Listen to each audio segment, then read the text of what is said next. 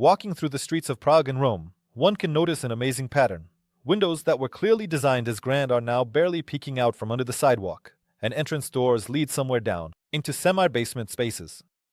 This phenomenon has given rise to many conspiracy theories, the most popular of which is the idea of a forgotten catastrophe. Alternative historians are also particularly drawn to the mysterious disappearance of Great Tartary from 18th century geographical maps. Where could an entire kingdom have gone? Could it really have been destroyed and submerged underwater, with its traces erased from human memory? And what does official science think about this? That's what we're going to talk about now. Cultural layer. The theory of a great flood arose from a simple observation. In many European cities, old buildings seem to have sunk into the ground. What were once spacious and bright first floors are now below street level, and have turned into semi-basement spaces. Scientists explain this phenomenon as the accumulation of cultural layers. In a compressed form, they represent everything that remains after human civilization: construction debris, remnants of destroyed buildings, household waste, coins. Unlike natural geological deposits, the cultural layer contains clear markers of human life, artifacts that allow each layer to be precisely dated. In ancient European cities, it is of particular interest for research. For example, in Rome, the studied subsoil reaches 40 feet in depth, which testifies to the centuries-old history and rich cultural evolution of the city. Archaeological studies show that cultural layers are not only diverse in composition but also reflect different historical eras, each of which has left its unique mark. During the excavations, archaeologists discovered a clear sequence of layers. At the bottom are marble slabs from antiquity, which testify to the advanced architecture and engineering achievements of the ancient Romans. Above them lies the medieval cobblestone. Then follow the pavements of the Renaissance era. At each level, characteristic items of their time have been preserved, allowing scientists to reconstruct the daily life, crafts, and social relations of the past. A real breakthrough in the study of cultural layers occurred in the territory of the former Roman Empire. Even in the mid-18th century, when it seemed that everything should have been washed away without a trace. During excavations in Pompeii, archaeologists discovered for the first time that the volcanic ash that covered the city in 79 AD preserved the cultural layers in their pristine state. This discovery was revolutionary for archaeology, as it allowed scientists to see the daily life of the Romans and understand how they lived, worked, and relaxed. A century later, Danish archaeologist Christian Jørgensen Thomsen developed the revolutionary three-age system for his time, based on the analysis of cultural layers. He proved that different artifacts are found at different depths, which allowed for the first scientific substantiation of the principle of stratification. Take a look at the archaeological layers in cross-section. Their thickness and composition vary for a reason. Much depends on the intensity of life. The more people lived in a certain place at a certain time, the more waste and traces of construction work they left behind. Today, archaeologists use the most modern technologies to study cultural layers: ground-penetrating radar, 3D modeling, spectral analysis, which allows them to investigate historical stratifications without destroying them. But what can be said about the houses themselves? Where did the semi-basement doors and buildings come from, which were not built 1,000 years ago, but, say, in the 19th century? Architecture. When a modern person first encounters the phenomenon of sunken floors in old buildings, they are filled with a sense of bewilderment. But in the historic districts of European cities, everything is arranged differently. To enter many old mansions, you need to go down the steps. And what were once luxurious first-floor windows now resemble basement windows. This architectural paradox stirs the imagination and gives rise to the most incredible theories. But the true history of the sinking floors is much more complex and interesting than any catastrophic scenarios. What seems strange and in need of explanation to us today was absolutely logical and functional for people of the past. Sunken floors are not an anomaly, but evidence of a different way of thinking, a different understanding of comfort and practicality. The lower rooms of buildings were originally designed as functional and cool spaces. In ancient Rome and Greece, they were used as storage rooms for provisions, as well as kitchens with massive stoves. In medieval castles and townhouses, such floors served as rooms for servants or workshops for craftsmen. In Venice, the lower levels of buildings were transformed into bustling trade warehouses, where goods from all over the world were delivered via canals. The architecture reflected the rhythm of city life. While aristocrats entertained guests in the lavish halls of the upper floors, business and labor activities were bustling below. With the advent of the Renaissance and Baroque periods, architecture became even more expressive. The majestic facades of palaces and churches required powerful monumental foundations. Thus, massive basement floors appeared, housing warehouses, laundries, or even secret passages. Their thick walls and massive columns provided stability to the buildings. The situation changed drastically in the 19th century when cities began actively paving streets with cobblestones. The level of the roads gradually rose, leading to even deeper basement floors. With each new layer of cobblestones laid on the street, the road level steadily increased. This resulted in the basement floors of buildings, which were once at ground level or even slightly elevated above it, gradually sinking below the sidewalk. And if you want your construction decisions to impress future generations hundreds of years from now, turn to the professionals at the System Association. This is a leading manufacturing company offering a full range of work and services, from designing modular buildings and houses for various purposes, of any complexity to developing design projects, including interior finishing. The team guarantees their work, which is very important in our time. Historical documents. But what if we turn to historical archives? The 18th century is rightly called the Age of Enlightenment, when science and rational thinking began to dominate European society. This period is characterized by an unprecedented interest in the systematization of knowledge. Even the most insignificant events were meticulously recorded and preserved for future generations. In Paris, for example, meticulous meteorological observations were conducted, recording precipitation levels, air temperature, and other climatic indicators. Insurance companies in London documented every storm and flood to more accurately calculate risks for their clients. If a planetary-scale catastrophe had occurred during that period, it would have left numerous traces in historical sources. Personal documents of contemporaries are of particular interest. Letters, diaries, memoirs. From the 18th century, hundreds of thousands of letters have reached us, in which a wide range of topics are discussed, from philosophy and science to politics and social gossip. However, not a single one of these sources contains the slightest mention of a global catastrophe. Benjamin Franklin left detailed records of his numerous travels. His diaries and letters contain valuable information about his observations, scientific experiments, and personal life. But they say nothing about a flood or any other global catastrophe. Nobles all over Europe also kept daily diaries where they recorded their thoughts, feelings, and events. These documents, stored in numerous archives, provide a unique opportunity to look into the past. However, none of them contain any hints of a catastrophe that supposedly changed the course of history. Even the meteorological journals of Geneva, where temperature, wind, precipitation, and other climatic indicators were recorded daily, left not the slightest trace of anomalies that could indicate a global catastrophe. The same goes for church chronicles, where any unusual phenomena were interpreted as omens. However, none of these records contain anything resembling a description of a flood or another global catastrophe. It's interesting to note that some theories about catastrophes are often based on the assumption of the disappearance of the so-called Great Tartary from the map. However, this assumption has no basis. In the past, the term Tartary was indeed used by European cartographers to denote little-known territories for Siberia and Central Asia. However, this was more of a geographical convention than a reflection of political reality. As expeditions were organized and scientific knowledge accumulated, these lands began to be mapped under their real names. By the beginning of the 19th century, thanks to the development of accurate cartographic methods and scientific research, the term Tartary was finally removed from geographical maps. This was not the result of any catastrophe, but rather the progress in the study and exploration of these territories.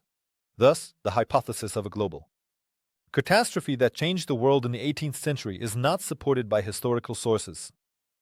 The analysis of archival documents, personal letters, diaries, and analytical records shows that such events simply could not have occurred during that period. Thus, the analysis of historical archives allows for a definitive conclusion. There is no convincing evidence of a global catastrophe that could have radically changed the world in the 18th century. The demographic factor. But one of the main pieces of evidence against the theory of a global flood is us. Yes, it's about demographics, about the dry numbers of population, which, like an unbroken thread, unravels the skein of our history. Imagine the picture. A massive wave crashes down on the world, sweeping everything in its path. Cities are submerged, architectural monuments buried under a layer of mud. The miraculously surviving tried to restore what was lost, but the past is irretrievably gone. And here we come to an interesting question. If such a catastrophe really occurred, how did it affect people's lives? After all, a massive flood is a tragedy capable of leaving a deep mark in history. If the world lost a significant portion of its population, we should see it reflected in the numbers, in those very documents that have recorded births and population decline for centuries. What does the 18th century tell us? Europe is experiencing a period of rapid growth. The population is increasing, cities are expanding. It would seem that nothing should have hindered this growth. And then, like a bolt from the blue, a flood. Obviously, if this had happened, we would not have seen growth, but a sharp decline, a demographic collapse, the curve. However, strangely enough, demographic data shows a steady population growth in the 18th century. Birth rates exceed death rates. People are living longer. Cities continue to develop. The question arises, how? Is this possible if the world experienced a massive cataclysm? Just imagine a world after such a global flood. Even if we assume that half of the population survives, agriculture would be catastrophically undermined. There would be no one to cultivate the land, to care for the animals. This would inevitably lead to a severe food shortage. Hunger would immediately become humanity's main problem, turning from local outbreaks into a global catastrophe. Cities will become empty, infrastructure will be destroyed, communications interrupted. And the survivors would likely prefer to return to simpler forms of social organization, dispersing into the countryside where it is easier to find food and shelter. It is enough to recall the plague epidemic known as the Black Death. At the time, it claimed the lives of nearly a third of Europe's population, causing an economic crisis and deep social upheaval. The Great Famine in Ireland, when the potato crop failure led to the death of over 1 million people, forever changed the demographic landscape. The country. Even a local disaster like the eruption of Mount Tambora in 1815 caused an entire year without a summer, and widespread famine, leading to a significant demographic impact and waves of migration. However, it was in the 18th century. Around the world, there is a steady population growth. Cities are not being destroyed, but are developing. Science and art are flourishing. Technological progress. History knows many examples when technological progress painfully regressed. Let's recall the fate of the Library of Alexandria. Its burning delayed the development of science, destroying unique knowledge in mechanics, astronomy, and medicine.